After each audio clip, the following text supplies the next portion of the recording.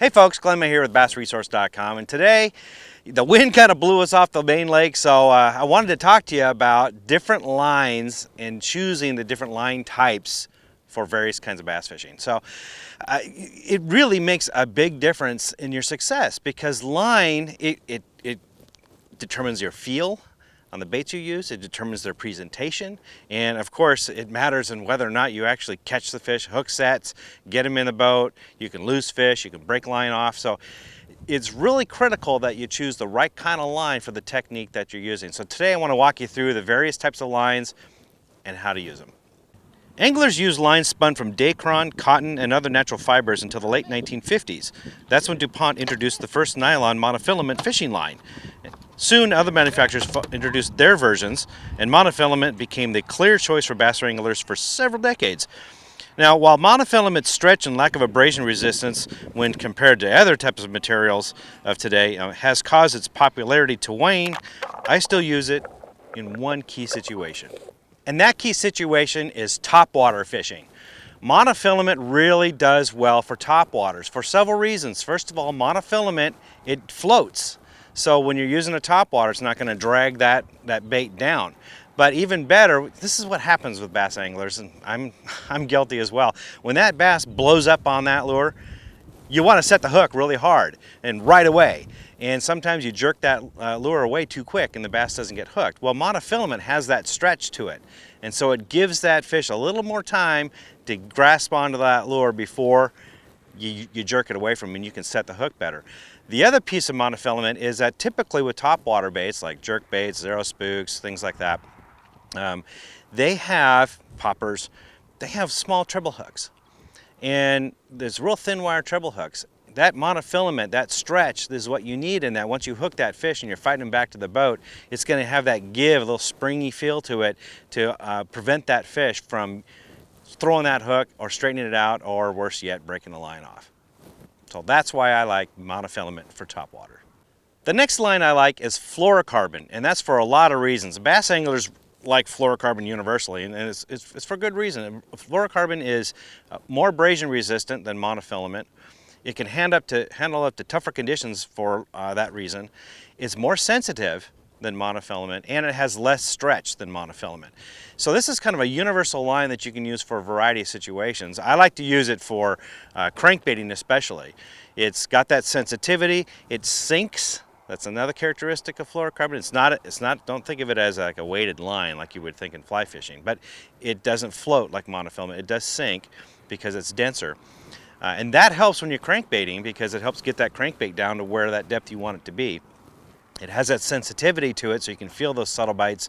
It's perfect for fishing, say, finesse lures, that sort of thing, thin line, because that's nice, thin, sensitive line that it's got. It's a sensitive touch.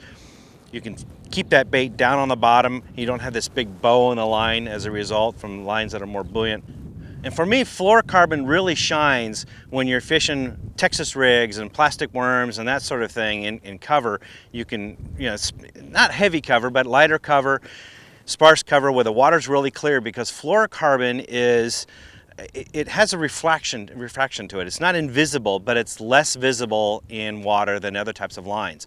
So that makes it perfect for finesse fishing in clear water, in fishing Texas rigs and sparse vegetation where visibility could be an issue. Fluorocarbon really helps keep that visibility down. You're going to get more bites as a result.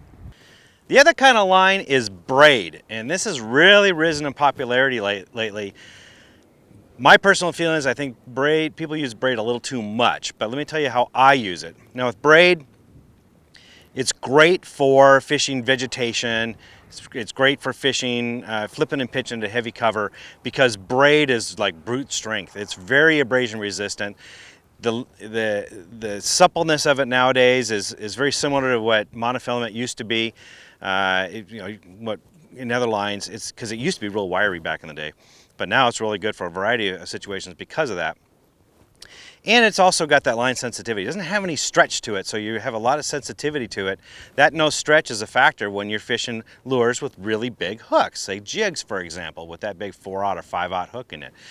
For that reason, I like to use like 50-pound braid for flipping and pitching into heavy cover. I'll use 50 or even higher braid when I'm punching into heavy vegetation, trying to get that lure right down through that, you know, matted weeds, matted hydrilla, matted milfoil, that type of thing.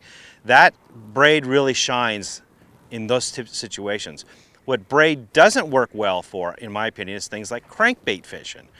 I know a lot of people like to use that because they like the sensitivity, but braid doesn't have any give to it. And if you're fishing lures with thin wire hooks, you might as well kiss that fish goodbye if you hook them, because that line has no give to it. You'll just rip those hooks right out of his face.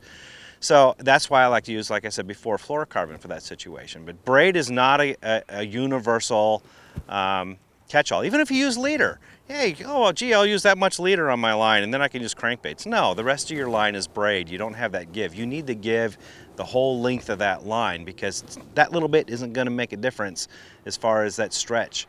So you need to use fluorocarbon for lures that have that lighter line. And the braid is better for that thicker hooks, because you can set the hook, you get that power behind it, and you can get that fish in, you're not going to lose them. So braid is really good for me for flipping and pitching and punching and that in heavy cover and that sort of situations. Otherwise, I don't use braid. Now, another type of line that's out there is called super line. Now, you may not have heard of this term before unless you're getting long in the tooth like me. Super line, that term came out in the mid-90s. I believe it was Fireline that came out first with it. And what that is it's not a braid, it's actually fused microdyneema fiber. And that makes an actual fiber line. And it makes it really slick and really strong and durable. And that makes it great for casting long distances. It glides right through your line guides really well, really smooth. I can get that cast way out there, and I can still get that sensitivity that braid has, because it's similar to braid in that it's got that sensitivity and it doesn't have a whole lot of stretch. I find it's really good for using jerk baits in cold water because of two reasons. Number one, actually more than two reasons. Number one, you got that long cast, and that's what you want when you're out there jerkbait fishing in cold water. Long cast on fan casting, covering areas. A fire line floats on the water, so it's not going to impede the action of that jerkbait. And because of that, it's low stretch. You get that long cast out there. If a fish nails it right away, then you set the hook, you've got that power. It's not going to stretch, you're not going to lose any power on the hook set, which is what you're going to need on those long casts. Fireline, because of the nature and the way it is, it doesn't impede the way the jerkbait action is, with a lot of other lines may do. So for example, fluorocarbon, like I said, it sinks. It'll actually pull down. If you're using a suspending jerkbait, fluorocarbon will actually help bring it down and it won't suspend very well. So, and monofilament floats and it'll bring it up. And so it affects the way, like I said before, types of line can affect your presentation. You've got to think about that, what you want that lure to do, and then what does that line do. That's going to help you get the best presentation and catch the most fish, and it's going to up your catch ratio. So a couple of things I want to talk about is choosing, well, first of all, line care, and then also what pound test do you use for different situations. Line care is pretty straightforward and simple. Keep it in a cool, dark place. I like to keep it stored in the garage. Obviously, when we're fishing, we can't do that. But when you're out there fishing, if you got 10 rods on the deck, put some away, because it's the elements, it's the rain, it's the wind, it's especially the sun, is what causes that line to break down. And if you've got all these rods on the deck, you're not using them all. You're only using the one in your hand.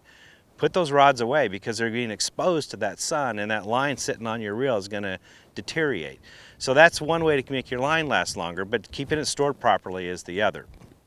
So let's talk a little bit about pound test line and how to choose the different pound tests. Generally speaking, it's the dirtier the water gets, the thicker the hook or the heavier the lure is, and also the thicker the cover that you're fishing, your pound test will go up as that goes along. So if, say for example, you're fishing really clear water, you're fishing in 20 feet deep or 15 feet deep and it's clear water, you want to use light line, real thin line, 6-pound test, 8-pound test.